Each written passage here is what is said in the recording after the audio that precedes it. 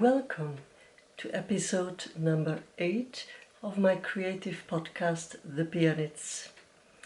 My name is Mariam and I am a piano teacher, but I have a passion for hat making, for sewing, but most of all a passion for knitting. And I live in Belgium and my native language is Dutch, but I do my best to make my episodes also in English. So in my podcast I want to share with you some ideas and inspiration about the creative work that I do. And I must say I am not sponsored. I will mention materials that I use because I know we can learn from each other, but I buy all the materials myself. And on social media you can find me here on YouTube, but also on Instagram as the PiaKnits. So thank you for joining me today for my new episode number 8. So, the first project I would like to show to you is a sewing project, and it is a straight skirt for myself. So,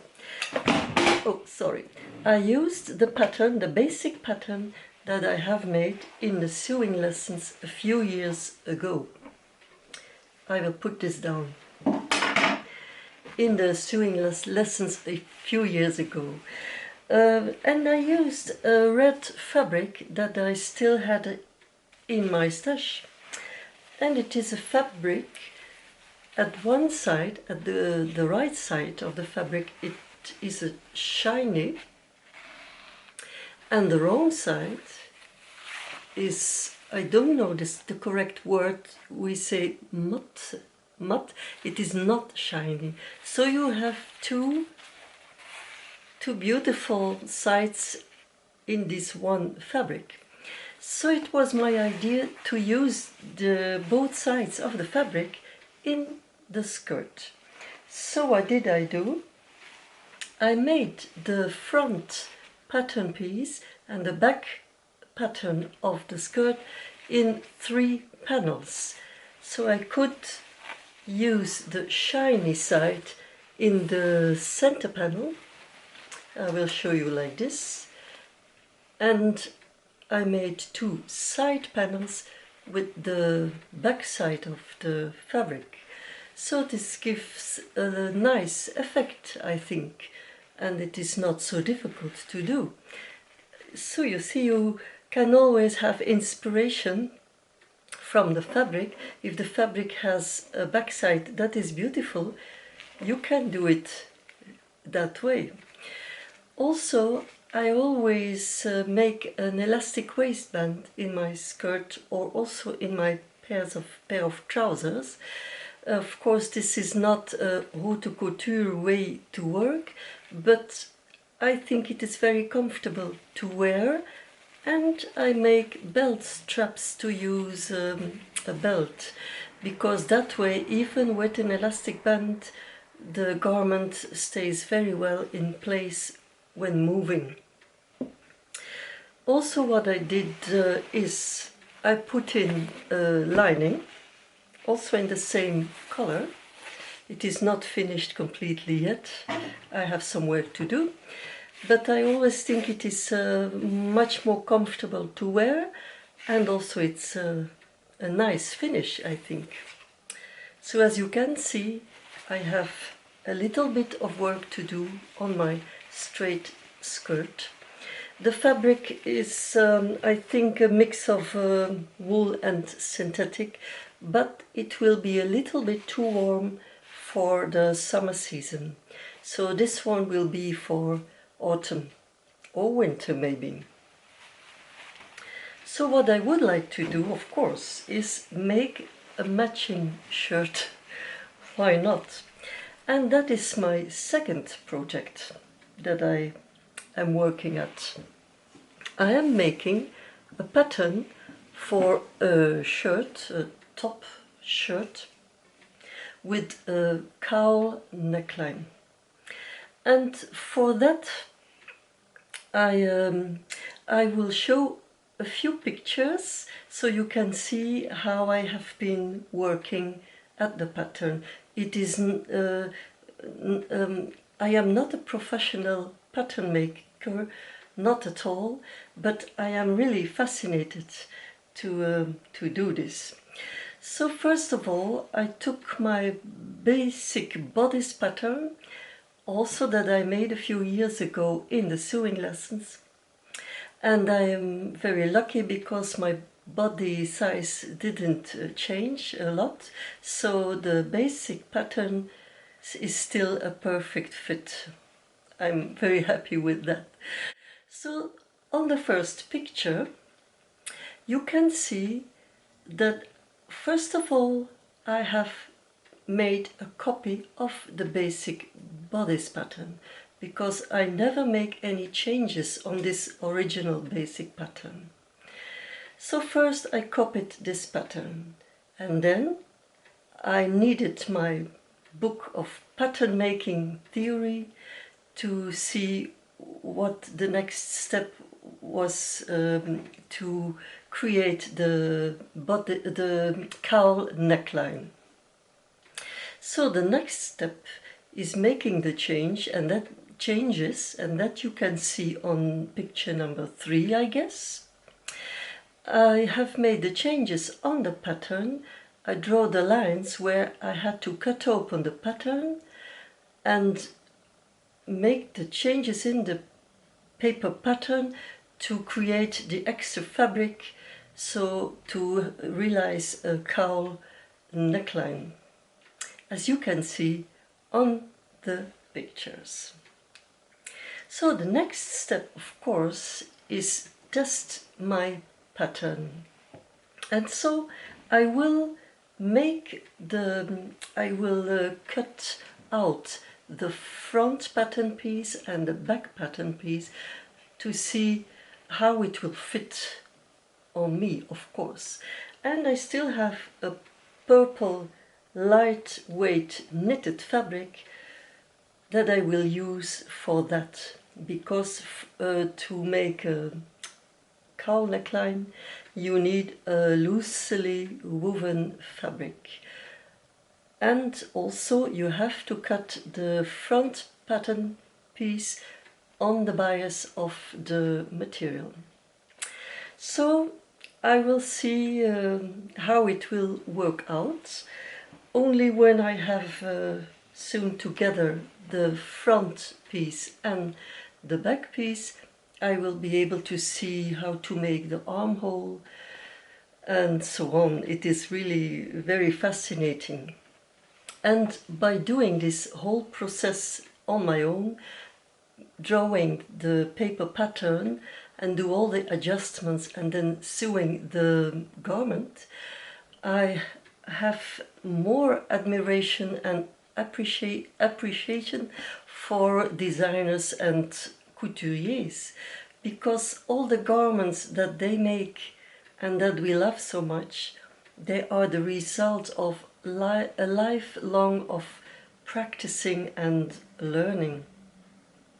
So this is a very difficult project for me, because it is a hobby.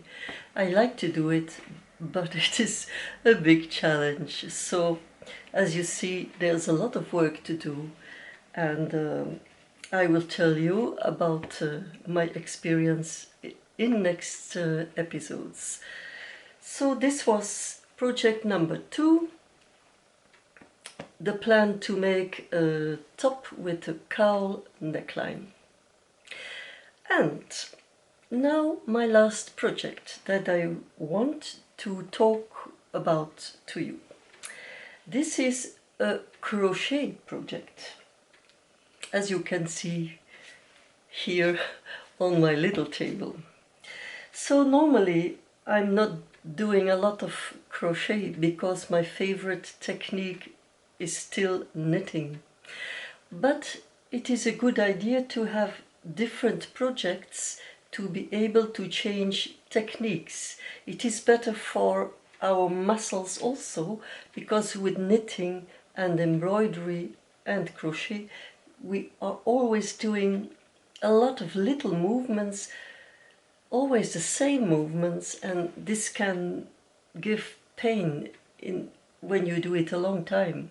So it is a good idea to change techniques. So it was my idea to make granny squares, because this is not too difficult and yeah, I wanted to play with colors also. And because I always want to know something more about projects, I did some online research.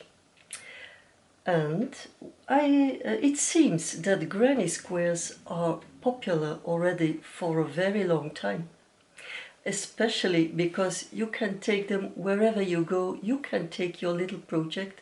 It doesn't take a lot of room to work at a crochet project, especially granny squares, a small project.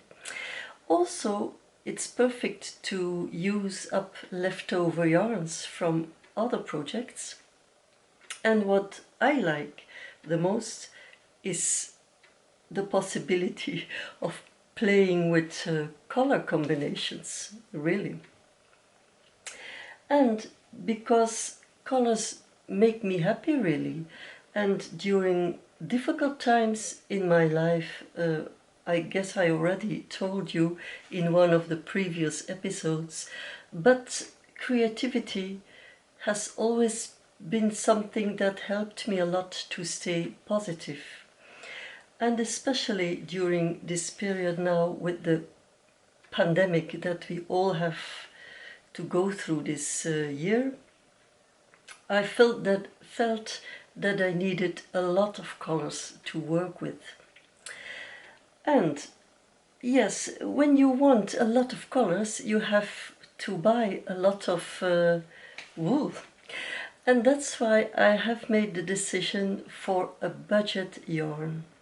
Normally, I work with wool or a wool mix, wool with cotton or wool and acrylic.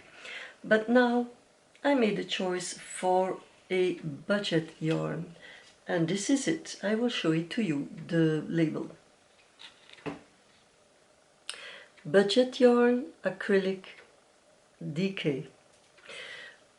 I tell you again, I'm not sponsored. I just want to give my experience also to you, because when we buy material online, we don't have the opportunity to feel the material, and yeah, then we have to make our choice according to what is written online about the material. So that is why I want to talk about it to you. This yarn is a synthetic yarn, 100% acrylic, and I know not everyone is very happy about acrylic, and I don't use it a lot either. But it has also benefits, because people who are allergic to wool, most often they have no problem at all with acrylic. And also you can find lots and lots of colors in acrylic yarns, and a very important reason also is that it is not expensive at all. And that is something that also is important, because not everyone has a lot of money to spend on creative hobbies. So it's, why not try this yarn and see how it works out. So I have been experimenting with the yarn, and I made a granny square, the first one with a hook number 3.75, and then you get a square in centimeters, 11 by 11, and it feels good, it feels light, it feels soft, it is okay. Then I made a square with hook number 4, and that is the number that is advised on the label. And then I get a square of 12 centimeters by 12. And I must say, it feels softer and very light. I prefer the square that I worked with the hook number 4.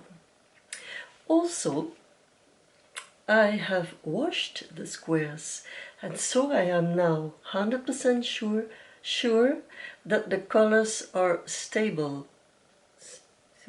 It is very important when you work with different colors that the colors are not bleeding into each other.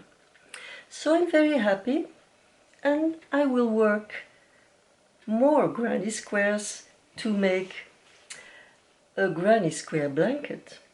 And I forgot to tell you, also online I found a picture, and I will show it to you now. It is a picture of the actress Kate Blanchett. She walked on the red carpet in 2010 in Australia wearing a Granny Squares inspired dress. So this was very inspiring for me, I must say. So I will show you my granny squares that I have been making the last days. So this is 1 and 2 and 3, 4,